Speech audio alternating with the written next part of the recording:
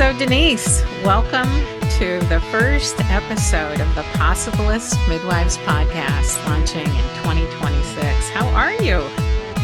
Good morning, Ginger. I am doing well. It's middle of January now.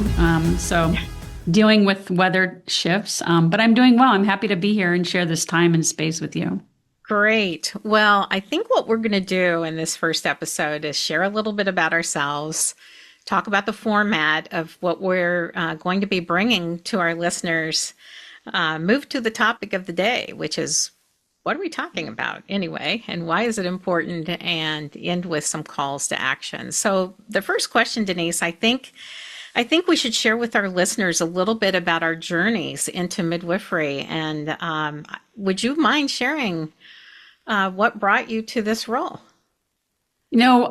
Often the question comes in is, why did you become a midwife? And I think it is important to really explore as we move forward how our journeys started as midwives and how they merged along the way. So from a very young age, growing up in a family with 5 sisters, being in the middle of 6 girls, I was brought up by parents who really taught independence.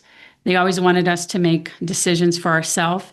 And an underlying theme of all of that was healthcare, making sure that we learned how, foods and other things were healing and or harmful, and really learning to make decisions and become advocates for ourselves. Then I felt a calling, probably when I was a senior in high school, to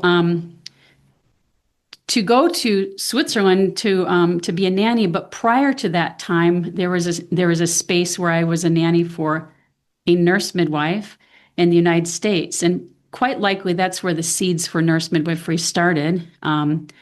Watching her go to births while I cared for her children at home.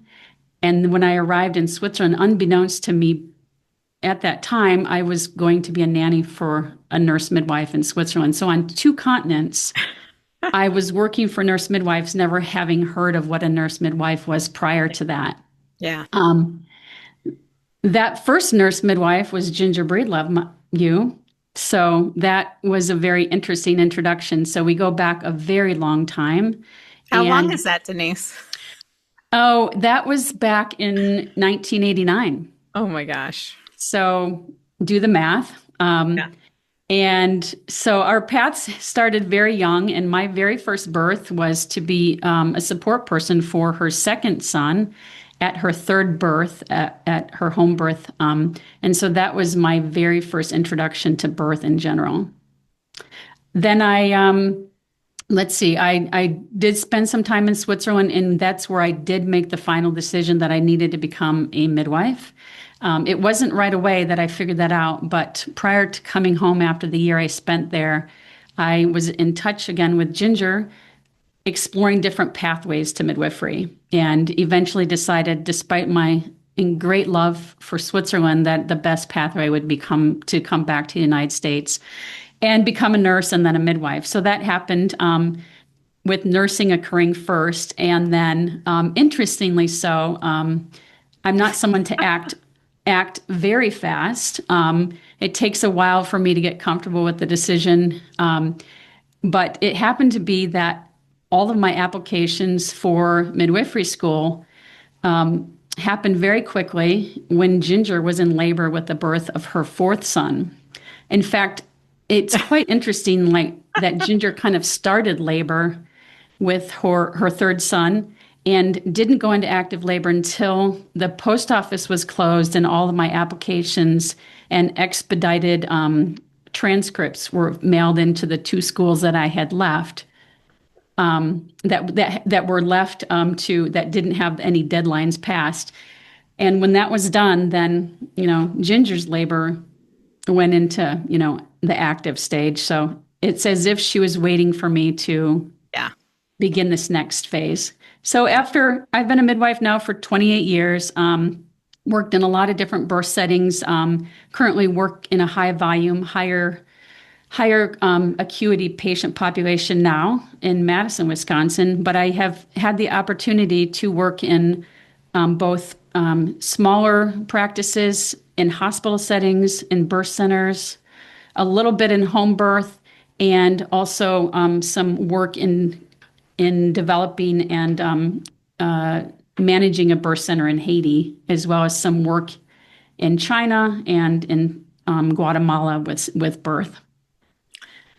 Yeah, So it's our intersections are over decades. It's absolutely.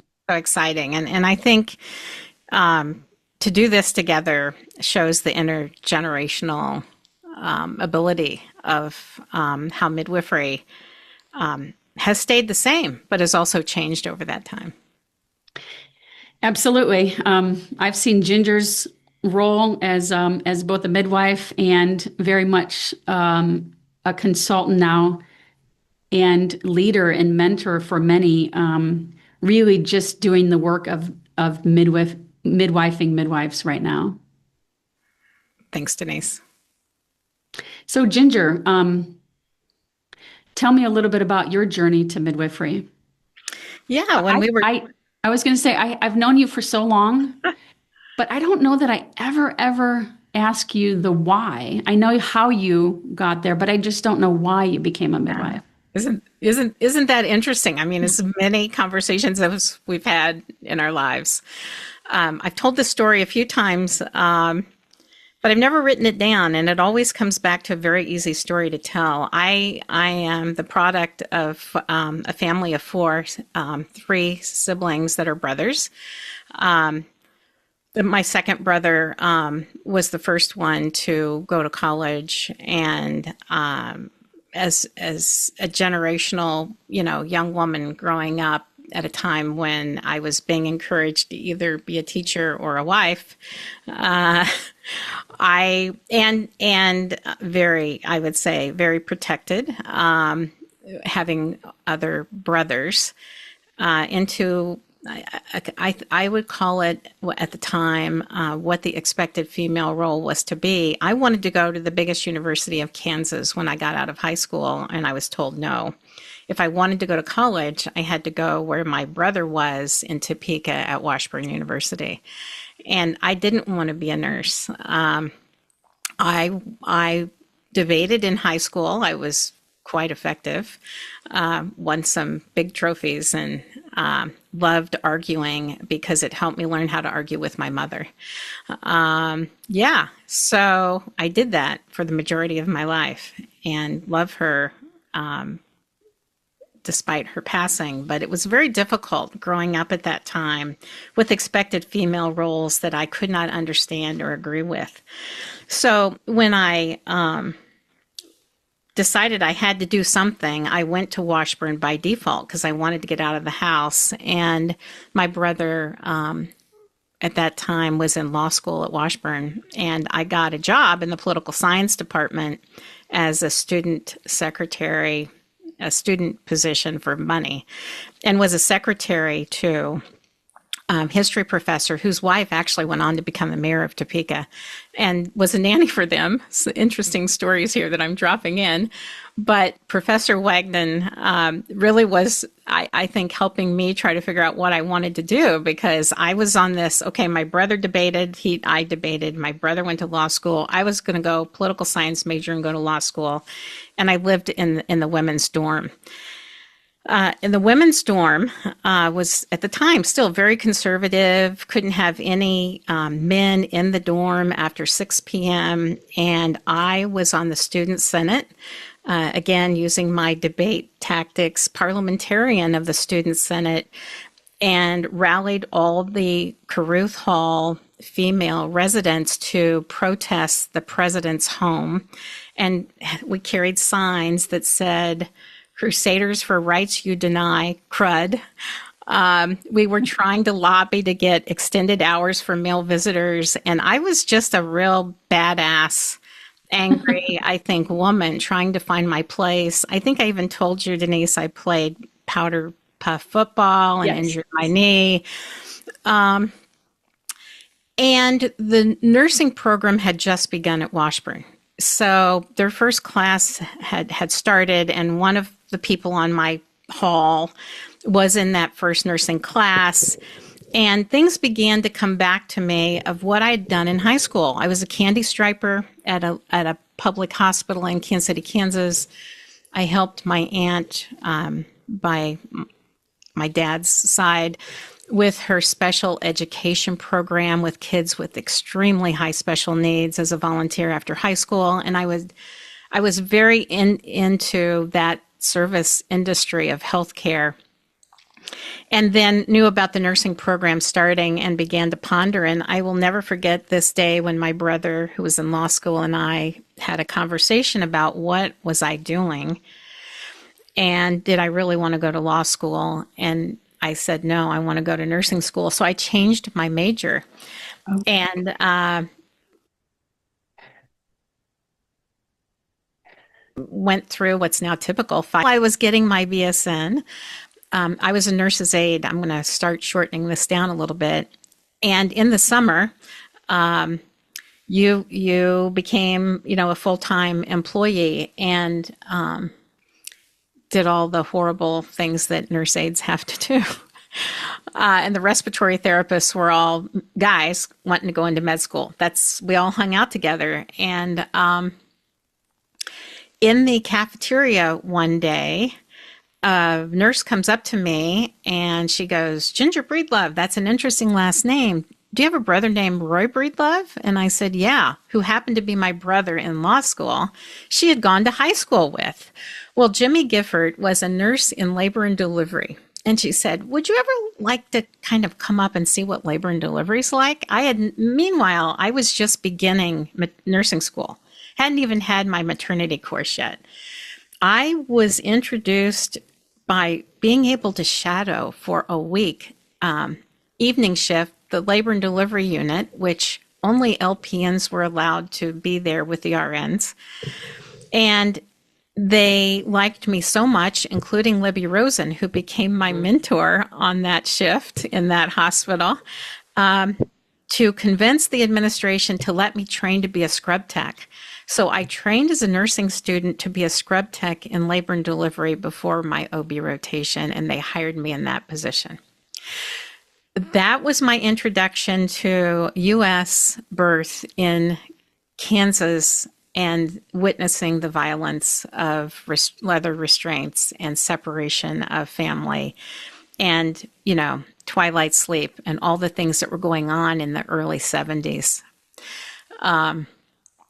And my introduction to Libby Rosen, who was my conduit to escaping the hospital and helping open the first state licensed freestanding birthing center in the nation in Topeka, Kansas, with Libby and her friend, Dr. Josie Norris. So it was with Libby that I ended up going to an ICEA conference in Denver, Colorado, as a very early nurse, although I had done training and was a childbirth educator before I graduated from nursing school. I had never met a midwife. And at this conference, I met a midwife who had trained in Britain. And I'm like, wait a minute, what are the dots connecting here? You can actually know someone and deliver them. And so, my story really came serendipitously. I didn't have this thing that I was supposed to become a midwife. I think there were a lot of things that happened for me that influenced me along the way. And I continue to say, when I look back at what has grounded me to be an advocate, it is some of my early learnings of combining how to debate with public speaking on both sides of an issue and deliver a response with some kind of substantiation. So I'm going to stop there because my 45 plus years is a long journey, and we'll talk about a lot of those things over our podcast time. But suffice it to say that the intersections of you and I are again, I think, very serendipitous, right? Absolutely. I have actually heard a lot of the names you brought up, but I absolutely did not know how they all kind of linked. And yes, your debating skills, very strong background to who you are today. Yeah. And who we're all learning from. Oh, well. And part of the reason why, this is what we're doing today. Yeah, I was going to say, why do you want to go on this journey with me? Ginger, I've been on this journey with you, and I'm not going to get off this journey with you. But I think we're bringing this journey and inviting midwives from around the world to join us on this podcast because I've been a midwife for 28 years, both in highly clinical and education academic settings, nationally and internationally. Part of what has always piqued my interest in one of the pathways that I thought I was going to do before I ever heard of midwifery was like related to business. I wanted to be a CPA. I have a family of business people. My mother and my father and everybody in my family, we were always treasurers of everything, and all the organizations. And so I've always had such an affinity to learning about the business of healthcare and value and how to make things successful. I put that alongside my clinical because for me it's really important to keep the fire burning for the day-to-day work that we do as midwives. But what's most exciting also is to see the growth and the value of individual midwives being recognized or having them learn how to negotiate for their worth in the work setting. And so I think this podcast is an opportunity to really learn how to help increase and empower midwives, their own ability to learn and to advocate for themselves, learn some practical skills of understanding, negotiating improving workplace issues and understanding fiscal contributions. And really predominantly what I hope is just that this creates a connection and a community for shared experiences and how we can support each other along the way. And the last thing is really finding solutions for many of the issues that are really impacting healthcare and have been for years, but really seem to be getting worse and worse. How about you, Ginger? Yeah. What is this opportunity providing for you? What do you want from this experience? Yeah, I think in the time we've been consulting, we're now in our ninth year. We've heard from a lot of people. We're averaging 50 or so inquiries a month of people asking questions. Some just need a resource, reassurance. Some we work with, not all, which is great. We want to be a conduit for what people need, and realizing how much a little piece of information can change someone's entire trajectory.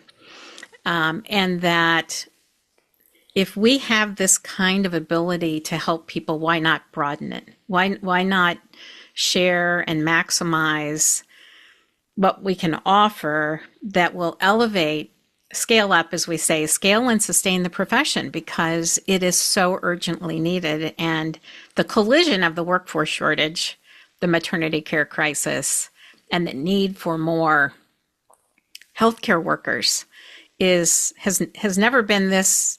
We've never had this perfect storm since I've been around practicing, and I practiced 25 years. So that's what we hope to bring. And a lot of our guests are going to help offer some of those solutions and ways to maybe think differently about what's possible. So I think what I'd like to do now is just go ahead, Denise.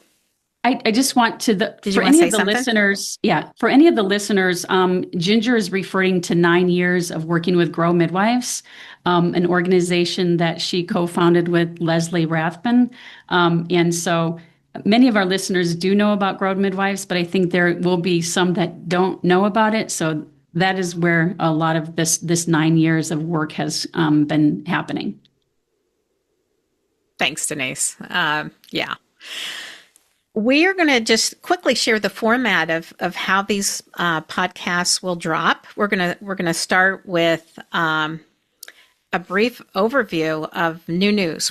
We're calling it the topic of the day. We're going to spend maybe 5 minutes on a topic of the day that has emerged from our posts that we found on social media, or what we're reading in terms of what are key issues that people may not know about. We'll move into a main topic sometimes with guests. Sometimes you'll have Denise and I as the primary hosts. And then we're going to end with a call to action, which is kind of us synthesizing what we hope you will consider taking away from and maybe implementing in the way you influence midwifery in America. So let's do it, Denise. Let's move to breaking news. And this just landed this week. I think I posted it maybe 48 hours ago about a good friend of mine, Heather Swanson, who is a nurse midwife in Nebraska, who has been a nurse midwife in Nebraska a very long time. I'm going to say over 30 years, and has really been an advocate to advance independent practice in that state, which they're still working on. And the archaic law, the only one in the nation, where a nurse midwife who attends a home birth could be filed in a court of law as a felon offense. And so the news is the Pacific Legal Foundation, and if you go to their website, which we will link for you on our RSS feed, has represented Heather in a lower court case, which was denied in their plea for changing that law. And now they are moving to the United States Supreme Court and have filed a petition to be heard, which is unbelievable. I had no idea about any of this happening. I think it's extreme. I think good for Heather for putting the work in. This cannot be an easy thing for her to do. But creating this awareness of this happening, which has been going on forever, right? Yeah. For as long as she's practiced. I mean, it's been on the books for decades. And so, there's a pretty high profile CPM case that happened in Nebraska. We don't need to go into that, but suffice it to say that home birth in Nebraska is considered a hostile event. And I just really wanted to elevate Heather today for championing choice. And for bringing this forward at a time when it's so important to listen to our clients. Absolutely. So whatever we can do for you, Heather, we're aware and we're spreading the news, and we're behind you. Stay tuned. And if folks are more interested, we will attach the link to the Pacific Legal Foundation website where you can learn more about the case, the source site case, and follow the activity. So let's move into the topic, Denise, which makes sense to me. Why did we decide to have this podcast, and why on earth did we choose this title? What would you like to share with our listeners? Well, I have mentioned to some people about the name of the podcast, the Possibilist Midwives, and they kind of look at me like what's that? And that's exactly what I want them to ask. Ginger and I both, I think it came from Ginger first. We both kind of fell in love with William Ury, who has done a lot of work. Ginger will know more about his history. She has spent some time doing negotiation classes. But the Possibilist Midwife, based on what I would say the work of Ury, is something that we both have embraced quite openly and wholeheartly, because it really is about, in my mind, about exploring and midwifing, new possibilities in ourselves and our communities and a world in transition, and really how these new possibilities can, create change and resolve conflicts. Denise, you shared with me before about being a realist, and somehow something shifted. Well, what happened? I think I'm accused of maybe being negative, or in when I bring up historical events that occurred, like within practice settings. And I really counter that always with, no, I'm not being negative, I'm being real. Yeah. Because when Yeah. I am allowed to use my voice, I don't believe necessarily in presenting everything as, oh, this is positive, this is all that. I mean, there is that toxic positivity that I'm not always a fan of. There is a place for positivity, and then there's a place for realism. I do not believe I'm a negativist. I just believe in reality. But one thing that's, I think, more important is taking reality and adding an element of hope and solution to it. And for me, that's what the Possibilist really is now. And I think more of what I feel I can identify as. Yeah. Yeah. Thanks. Yes. Um, I would say our journey to this happened again, things evolve. They don't just like a light bulb turns on and go, oh, I'm going to do this. I did take the Harvard negotiation course. Did that because in our Grow Midwives coaching and assistance with high conflict, even with practices and affiliates and hospitals, conflict management often is the prevailing challenge for people. And my husband, who many listeners know, some won't, Joseph Booth, is an attorney. He took that Harvard negotiation class from the School of Law many summers ago in person and came back, as a quite talented mediator, negotiator, and I listened to him a lot, obviously, and it's hard to argue with him.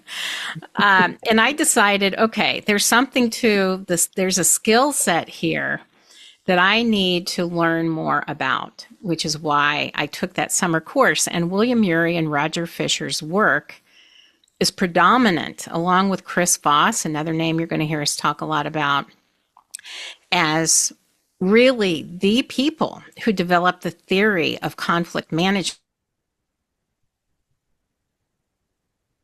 which many other disciplines have. But it is the core of not only the theory of how conflict occurs, but how you perhaps find a process through it by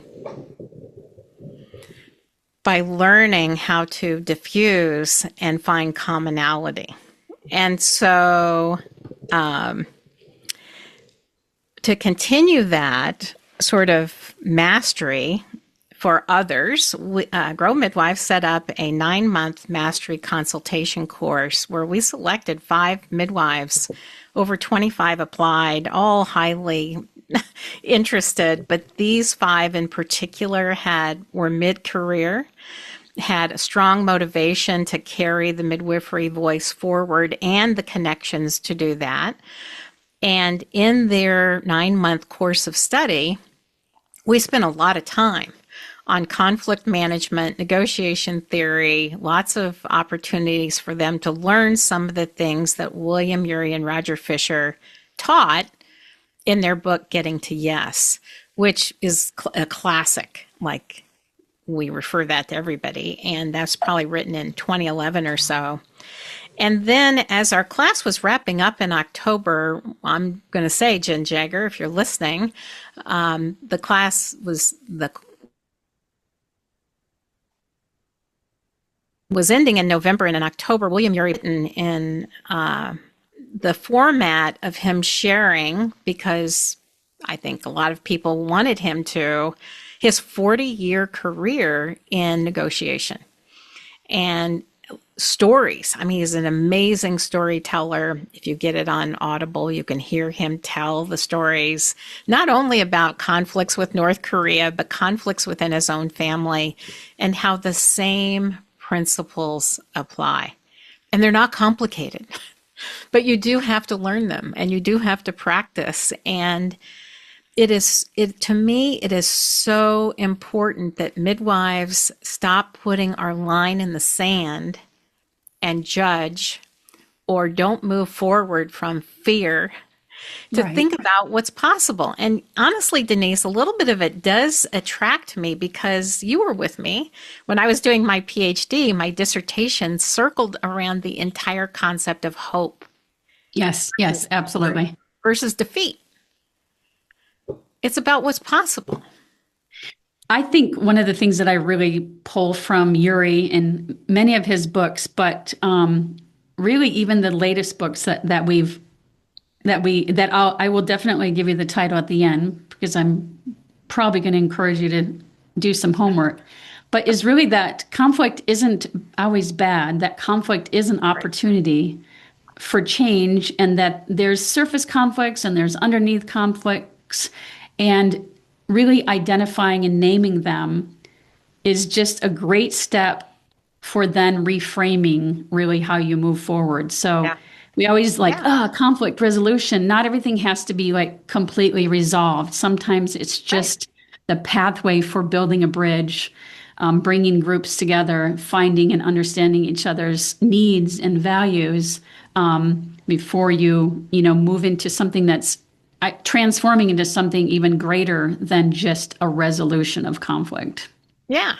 So, one of the things William Ury challenges the reader to do is to think about becoming a possibilist, which is why we chose the title of this podcast. That we believe with the right tools, with the right resources, in the context of common conversations that you and I hear all the time with our clients, is that word reframing, like what is possible. And to get to that, there's a lot of work you have to do ahead of time, like self-reflection, right? We talk about Absolutely. wants and needs all the time, Denise. You can't move forward if you don't know where you're at. Yeah. You need to look at different maps, different pathways forward. And so if you can't identify where you initially are starting from, that's not possible to kind of move forward. Yeah. And Um, not only do you have to do self-reflection, but as he says, what's the balcony view of the conflict? It's not just our perspective. It's not right versus wrong. It's the context of the conflict. So, I do think, really, really understanding both sides and what he always references as the third group, the third side, the community, is very yeah, important. So going to the balcony, understanding, talking, walking together, and really understanding both sides is important until you build a bridge, and really include the voices of people that aren't necessarily seen at the table, but are greatly impacted by all conflicts, yeah, and the solutions for them. yeah. So It reminds me a lot. When I was president of ACNM, I was a devotee of Simon Sinek. He was just coming out. I won't steal your thunder right now, Denise, but I read every book he ever wrote, and friends, and I know why. Um, but but it was this idea of the third way. I mean, people who remember how I tried to navigate conflict within the organization that exists in every organization, by the way, it's not unique to ACNM, is what could be a third way here. And William Ury has really taken that to, for me personally, the third way has now become the third view, the third lens, and the third side is the community, because our issue, my issue against you, isn't just you and I, right? Many other things surround how you and I have this issue. And oftentimes the community, which is now described as the third side, not the third way, is a powerful, as you and I talk about a lot, piece of leverage to acknowledging the problem is bigger, but also it's leverage for the change to be critical. When we think about our workplaces, absolutely, absolutely. I think as we move, like as we're describing why we chose the possibilist, I think we will encourage you to really delve into that as well, because and really interweave a lot of issues affecting midwifery. not just care, but workplace environments. And I think we're really describing the whole possibilist idea, but remembering that it is really the foundation and the basis for how we want to move forward to describe, many Yeah. of the issues that our speakers will and we will kind of present. Yeah. Yeah. It's, I think there are so few of us when you think about the ratio of midwives in our country versus European countries and other places around the world that we often are, we already feel defeated before we even try to have a conversation because we're not CRNAs. We don't have a lot of money. We don't have high volume, but we have leverage by our community and by our outcomes and by a lot of things. And it's one of our goals, I think, is to help midwives understand what that leverage is in the context of a lot of different conversations and issues and topics. And they don't all necessarily need to be challenging. They may be a positive, scaling, replicating, whatever that could be. But yeah, the book is right behind me. I think that if you buy it in the audio form, you hear him narrate the story. I've listened to it twice now, driving around. It just, your body, it's like osmosis. You begin to sort of live and breathe that mindset. But it is a skill. Negotiation is a skill. I do think it brings you back. Like I keep reading parts of it, and keep trying to remember all the parts that can be used and just different strategies for getting, to really get to the different things that he references. And as much as we love him, it's because of his message and how we can do things in a way that I think many aspects of our world really needs right now. And so I think that's what really is the reason why we really embrace his work and all those that he's worked with. Yeah, absolutely. Fun stories about his professor when he was in grad school, Roger Fisher, who knew he found a gem, I'm sure, when he was in his doctoral studies. So Denise, let's end with what we're going to do each session, which is ask each other and our guests what's a call to action you like to Absolutely. So leave the listeners with.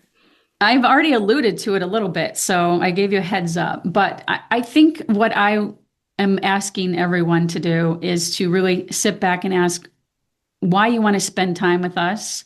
What is it that you need from this podcast? What is it that you want from this podcast as far as information?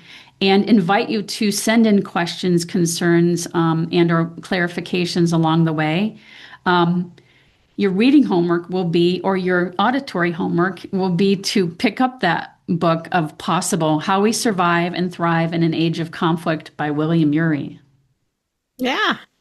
And Ginger, what's your call to action? Yeah, I would love for people to subscribe to our RSS feed. You can find us Spotify, and if you want to watch, we'll be on our YouTube channel at Grow Midwives. I also want to make a big announcement. We've sort of been leading up to this, Denise, that there's a big surprise, and so now we're going to share it. Thank you for listening all the way through.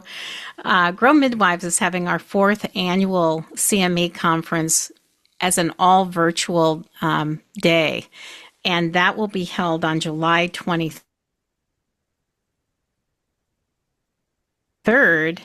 And did you hear that question? No, I did not. Sorry. You didn't hear the question. Why do you think we picked July 23rd? That's a Thursday. I think we picked July 23rd because it was chosen by the speaker. Yeah. That we would like to tell you about. Yeah. We're going to tell you the speaker, our keynote is William Ury. We are beyond excited. It's probably, if any of you follow me on Facebook, one of the most exciting